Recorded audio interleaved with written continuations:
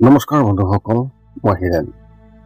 আজি এই ভিডিঅ'ৰ উদ্দেশ্য হৈছে আপোনাৰ জন্ম লগ্ন তালিকাৰ চতুৰ্থ স্থানত বুধদেৱৰ স্থিতিৰ ফলত আপুনি জীৱনত কেনেধৰণৰ ফলাফল লাভ কৰিব, তাৰে সম্পূৰ্ণ তথ্য আপোনালোকক এই ভিডিঅ'টোৰ জৰিয়তে আগবঢ়াইছোঁ, যাতে আপুনি এই তথ্য অনুসৰি আপুনি আপোনাৰ জীৱনত আগুৱাই যাবলৈ সুবিধা হয়।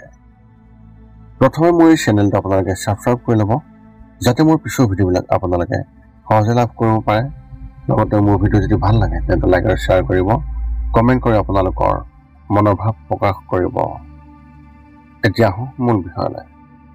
আজি এই ভিডিঅ'ৰ উদ্দেশ্য হৈছে আপুনি আপোনাৰ জন্ম লগ্ন তালিকাৰ চতুৰ্থ স্থানত বুধদেৱৰ স্থিতিৰ ফলত আপুনি কেনেধৰণৰ ফলাফল লাভ কৰিব।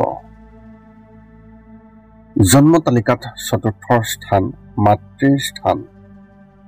এই ঘৰত বুধৰ উপস্থিতিয়ে সেই ব্যক্তিজনক তেওঁৰ সকলো আকাংক্ষিত ফলাফল আৰু সফলতা বিশেষভাৱে প্ৰদান কৰে।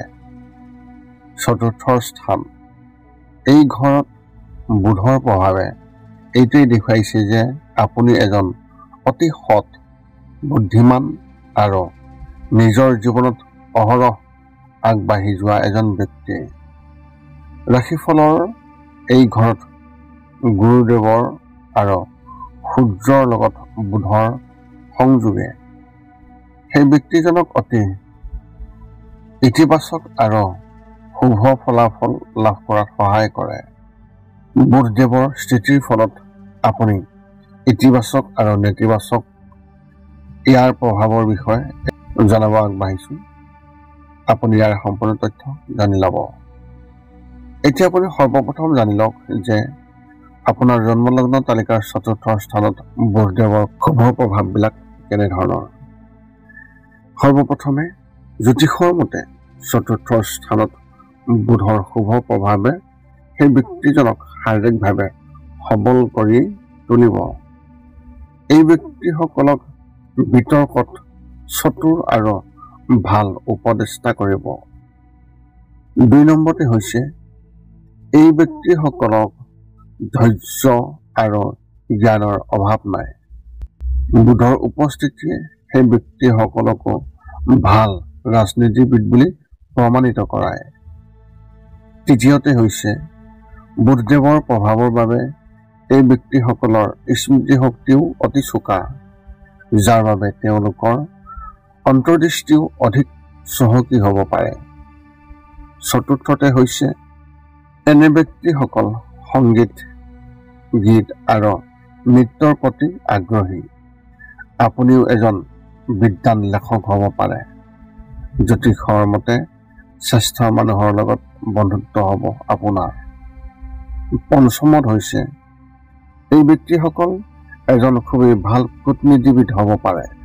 6 নম্বৰ তথ্য হৈছে এই স্থান যিহেতু মাতৃৰ স্থান, সেয়েহে মাতৃৰ লগত সেই ব্যক্তিসকলৰ খুবেই ভাল সম্পৰ্ক থাকিব।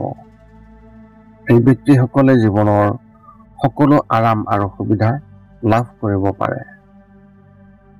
7 নম্বৰ তথ্যটো হৈছে বুধক শুভ গ্ৰহ বুলি গণ্য কৰা হয়, সেয়েহে চতুৰ্থ স্থানত বুধদেৱৰ শুভ প্ৰভাৱৰ বাবে এই ব্যক্তিসকলে আৰম্ভ কৰা কাম সকলোতে সফল হোৱাটো নিশ্চিত। তেওঁলোকে জীৱনত বাহনৰ সুখ পায়। এনে ব্যক্তিসকলে গণিতৰ খুবেই ভাল জ্ঞান লাভ কৰে। এতিয়া আপুনি জানি লওক আপোনাৰ জন্মলগ্ন তালিকাৰ চতুৰ্থ স্থানত বুধদেৱৰ স্থিতিৰ ফলত অশুভ প্ৰভাৱ কেনেধৰণৰ হ'ব। যেনেকৈ জন্মলগ্ন তালিকাৰ চতুৰ্থ স্থানত বুধ গ্ৰহৰ উপস্থিতিৰ ফলত নিজৰ জীৱনৰ ইতিবাচক পৰিৱৰ্তন লাভ কৰে। এই ঘৰত বুধ গ্ৰহৰ উপস্থিতিয়েও কিছু নেতিবাচক ফলাফলো ইংগিত কৰে, যিবোৰ এতিয়া আপোনালোকক জনাব বিচাৰিছোঁ। 1 নম্বৰটো হৈছে বুধ গ্ৰহৰ দ্বাৰা প্ৰভাৱিত সেই ব্যক্তিসকলে বহু চিন্তা আৰু বিবেচনাৰ অন্তত নিজৰ যিকোনো কাম কৰিবলৈ ভাল পায়। সেয়েহে এনে ব্যক্তিসকলে সংকীৰ্ণ মনোভাৱ আচৰণৰ বলিও হ'ব পাৰে। এই ব্যক্তিসকলৰ প্ৰতিটো কামৰ বাবে আনৰ লগত খুবেই কম খাপ খোৱা দেখিবলৈ পোৱা যায়। 2 নম্বৰ হৈছে অন্য কথা আৰু পৰিস্থিতিৰ প্ৰতি তেওঁলোকৰ দৃষ্টিভংগী সংকীৰ্ণ। এনে ব্যক্তিসকলে যিকোনো নতুন ধাৰণা বা পৰিকল্পনা গ্ৰহণ কৰিবলৈ অলপ সময় দৰকাৰ হয়। 3 নম্বৰ হৈছে তেওঁলোকৰ চিন্তাধাৰাও অতি পৰম্পৰাগত।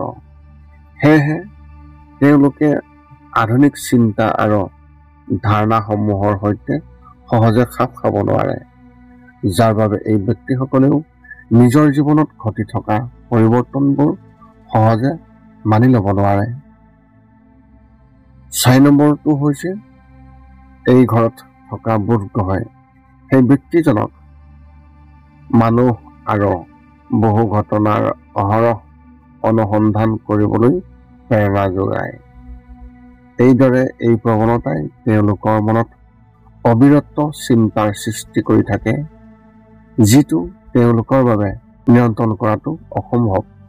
5 নম্বৰটো হৈছে ৰাশিফলৰ এই স্থানত বুধদেৱৰ উপস্থিতিৰ বাবে সেই ব্যক্তিসকলে নিজৰ চিন্তা আৰু দৃষ্টিভংগী দৃঢ় হৈ থাকে, যাৰ বাবে মানুহৰ লগত তেওঁলোকৰ মতানৈক্যৰ সম্ভাৱনা অধিক হ'ব পাৰে।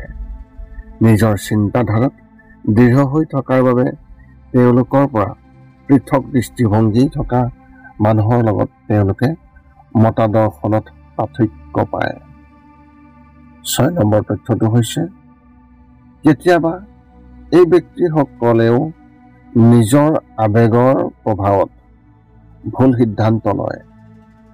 এই ব্যক্তিসকলেও নিজৰ অনুভৱবোৰৰ সহজে প্ৰকাশ কৰিব নোৱাৰে। ইয়াৰ বাবেই এই ব্যক্তিসকলে বুজি নাপায় যে তেওঁলোকে কিয় কিবা এটা কথাত ইমান চিন্তিত হৈ পৰে। 4ৰ্থ স্থানত বুধদেৱৰ উপস্থিতিৰ ফলত বিবাহিত জীৱন আৰু কৰ্মৰ জীৱনত জ্যোতিষৰ মতে আপোনাৰ পত্নী আৰু সন্তানৰ পৰা সুখ লাভ কৰাৰ সম্ভাৱনা আছে। আপুনি এজন বিদ্বান লেখক হ'ব পাৰে। ইয়াৰ উপৰিও আপুনি এজন খুবেই ভাল গণিতজ্ঞ, ৰাজনীতিবিদ আৰু সংগীতজ্ঞও হ'ব পাৰে। উপসংহাৰ হিচাপে এনেধৰণৰ আগত উল্লেখ কৰা সকলো ভাল বেয়া প্ৰভাৱ আপুনি নিশ্চয়কৈ জানিব পাৰিছে। জনা যায় যে বুধ গ্ৰহই যোগাযোগ আৰু সংলাপৰ ক্ষেত্ৰখনক বিশেষভাৱে প্ৰভাৱিত কৰে। সেয়েহে যেতিয়া বুধ ৰাশিফলৰ 4ৰ্থ স্থানত থাকে, তেতিয়া এনে ব্যক্তিসকল সৎ স্বভাৱৰ। তেওঁলোকৰ আচৰণত ভালৰ লগত ভাল আৰু বেয়াৰ লগত বেয়া হোৱা দেখা পোৱা যায়। ৰাশিফলৰ 4ৰ্থ স্থানত থকা বুধ গ্ৰহই সেই ব্যক্তিসকলৰ প্ৰাথমিক শিক্ষা, আৱেগিক মোহ, মাতৃৰ পৰা স্নেহ, যত্ন আৰু ঘৰুৱা সুখ আদিৰ ক্ষেত্ৰত বিশেষভাৱে প্ৰভাৱ পেলায়। যদি আপোনাৰ মনত এতিয়াও জ্যোতিষ সম্বন্ধীয় কিবা প্ৰশ্ন আছে, তেন্তে আপুনি আমাক সেই প্ৰশ্ন কমেণ্টত অৱগত কৰক আৰু আমি আপোনালোকৰ সেই প্ৰশ্নৰ উত্তৰ দিবলৈ আমি সকলো সময়তে সাজু আছোঁ। যদি মোৰ ভিডিঅ'টো ভাল লাগে তেন্তে লাইক, শ্বেয়াৰ, কমেণ্ট কৰিব আৰু চেনেলটো ছাবস্ক্ৰাইব কৰি থ'ব, যাতে পিছত অন্য এটা ভিডিঅ'ৰ জৰিয়তে আপোনালোকৰ লগত সংযোগ স্থাপন কৰিব পাৰোঁ। পুনৰ লগ পাম অন্য এটা ভিডিঅ'ত। আজিলৈ ধন্যবাদ।